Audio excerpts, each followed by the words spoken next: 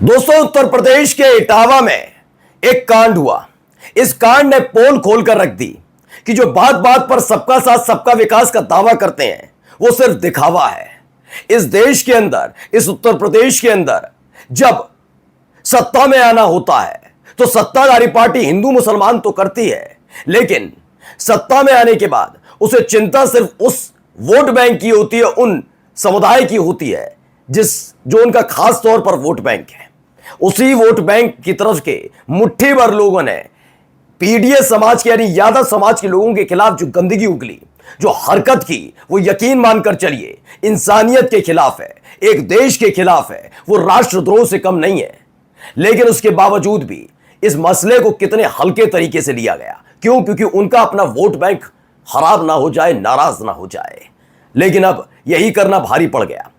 पहले अखिलेश यादव ने जी भर लताड़ा, उन्हें नैतिकता सिखाई, संविधान पढ़ना बताया, कानून का उल्लंघन बताया, और जैसे ही ऐलान अखिलेश यादव और शिवपाल सिंह यादव ने किया कि अब 72 घंटे बाद पास है योगी सरकार के कि वो इस पर सख्त कार्रवाई करे वरना तैयार रहे, उत्तर प्रदेश के एक एक कोने से उठेगी आवाज, होगा आंदोलन। इस चेतावनी से ऐसा असर डाला कि सरकार घुटने के बल बैठ गई।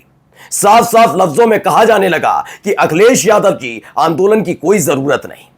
लेकिन नैतिकता के नाम पर जो नुमाइश करने की कोशिश की गई योगी आदित्यनाथ की सरकार की तरफ से, उसी ने उनका बेड़ा गर्क करा दिया है, फजीयत करा दी है। नमस्कार, मैं हूं प्रज्वल गौतम और आप देख रहे हैं न्यूज सर्किल।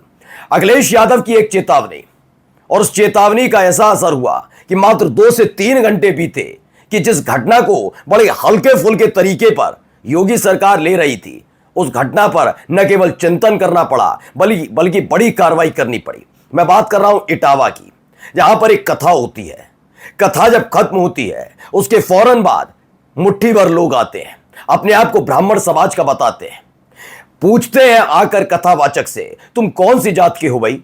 वो बताता है कि मेरा नाम ये है, और आखिर में शब्द लगाता है जात, बताता है यादव। पूछते यादव यानी पिछड़े हो तो तुम्हारी हिम्मत कैसे हुई कि तुम कथा बांट सको? कैसे ज्ञान की बातें कर सकते हो? ज्ञान की बात करने का अधिकार सिर्फ और सिर्फ ब्राह्मण समाज को है। और उसके बाद उसके साथ जो हरकत की गई वो यकीन मानकर चलिए किसी भी समाज, खासकर सभ्य समाज में बर्दाश्त नहीं किया जा सकता। पहले वीडियो देखिए।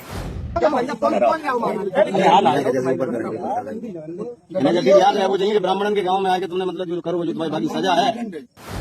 दोस्तों, पहले मैं अपना नाम फिर से आपको बता देता हूं। मेरा नाम प्रज्वल गौतम है। गौतम, मैं ब्राह्मण हूं, हिंदू जात, मेरा धर्म हिंदू है और जाति से ब्राह्मण।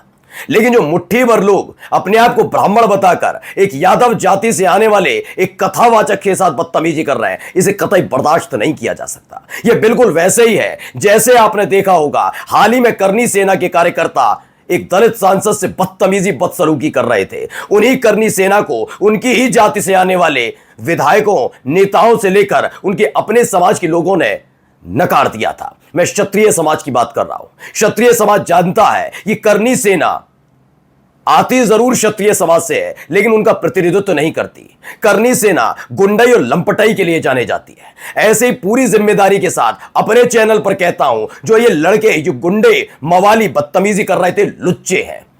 ये होंगे जाति से ब्राह्मण, लेकिन ब्राह्मणों के नाम पर यह कलंक है, ये इंसान के नाम पर कलंक है, एक देशवासी होने के नाम पर कलंक है, और ये सारे के सारे लुच्चे और लफंगे हैं। मैं कहता हूं पूरी जिम्मेदारी के साथ, मैं ब्राह्मण हूं, लेकिन मैं पुराणों का ज्ञाता नहीं हूं।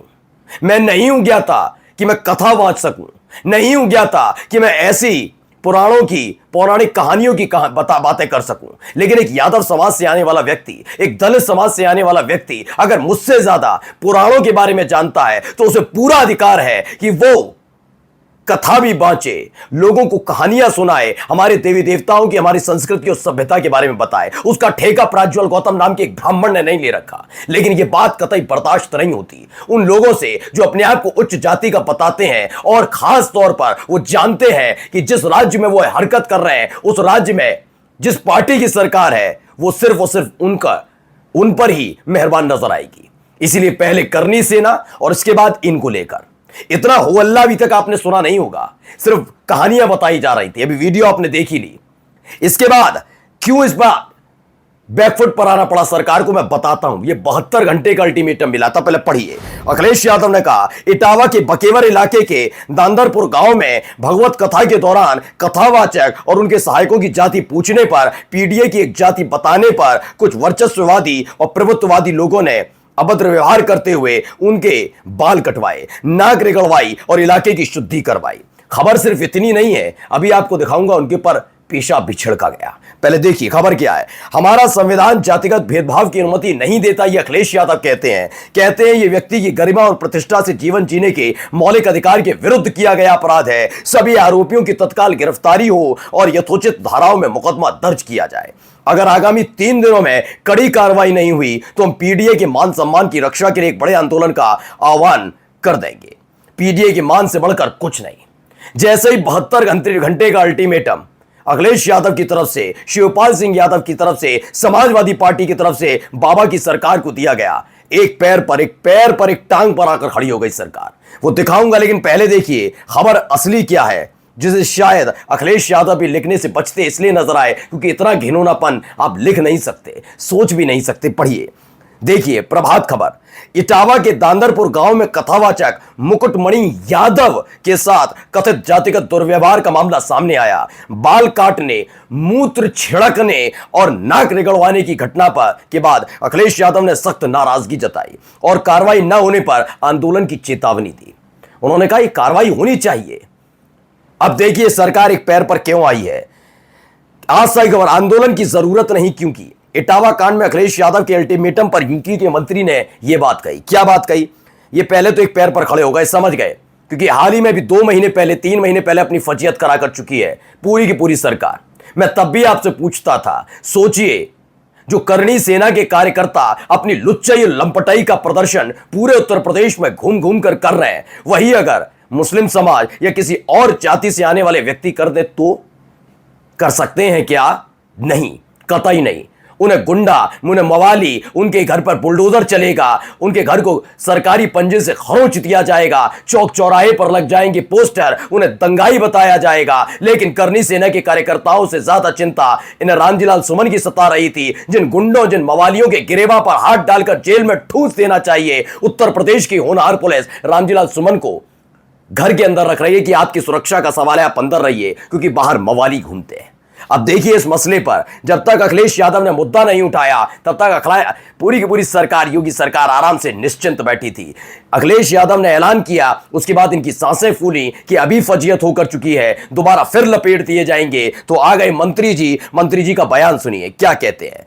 तो मंत्री जी है कपिल देव अग्रवाल। पहले तो इनका अगर इतिहास आप गूगल जाकर पढ़ लेंगे तो आपको इनके बयानों के बारे में पता लग जाएगा। ये नीति, नियम, नैतिकता, संस्कृति, सभ्यता और जाति और धर्मों के बीच समन्वय, इस तमाम चीजों की बात कर रहे हैं। कैसे नेता बने, इनके बयान पढ़ेंगे ना तो तौबा तौबा कर लेंगे कि कम से कम आप तो ज्ञानी मत दीजिए। लेकिन क्या कहते हैं बकौल मंत्री कपिल देव, अखिलेश यादव को इसमें राजनीति नहीं करनी चाहिए, बिल्कुल नहीं करनी चाहिए। राजनीति करने का हक बीजेपी के नेताओं को है, हिंदू मुसलमान करने का हक बीजेपी के नेताओं को है। किसी आंदोलन की आवश्यकता नहीं है, न चेतावनी देने की जरूरत है, क्योंकि पुलिस द्वारा तत्काल कार्रवाई की गई है। पिछली सरकारों की तरह योगी सरकार नहीं है जहां ऐसे मामलों में कार्रवाई नहीं होती थी। कपिल देव अग्रवाल जी, पूरे सम्मान के साथ पूछता हूं कि कितने करनी सेना के कार्यकर्ता और नेता जो लुच्चाई कर रहे थे उनके खिलाफ कार्रवाई हुई? आपकी अपनी पार्टी का नेता और योगी सरकार में दर्जा प्राप्त राज्य मंत्री रघुराज सिंह ने तो ऐसे लुच्चे, ऐसे लफंगों के लिए बहुत सम्माननीय शब्द बोला था कि उनका वो सम्मान करते हैं, वो कहते हैं, शाबाशी दे रहे थे उनको। तो ये आपकी सरकार है, आपके नेताओं की नैतिकता है। आगे पढ़िए। अखिलेश को इस घटना को पीडीए से जोड़कर नहीं देखना चाहिए। वो हर चीज में पीडीए ले आते हैं, बिल्कुल नहीं देखना चाहिए। ब्राह्मण समाज के मुट्ठी भर लोग एक यादव जाति से आने वाले व्यक्ति की चुटिया काट देते हैं, उस पर मूत्र छिड़कते हैं, नाक रगड़वाते हैं। क्यों? क्योंकि वो यादव जाति का है और इसका पूरा ताल्लुक यह है कि उसने कथा बांची थी और उनके मुताबिक जो बदतमीजी कर रहे थे उनके मुताबिक ये काम सिर्फ ब्राह्मण कर सकता है। तो पीडीए का मुद्दा नहीं आना चाहिए। हां, मुर्शिदाबाद में कुछ हो जाए, कहीं कुछ हो जाए तो दिन रात तुम और तुम्हारी पार्टी के नेता जो संवैधानिक पद पर बैठे हो हिंदू मुसलमान करोगे, वो ठीक है। थोड़ी तो शर्म कर लो। नमस्कार।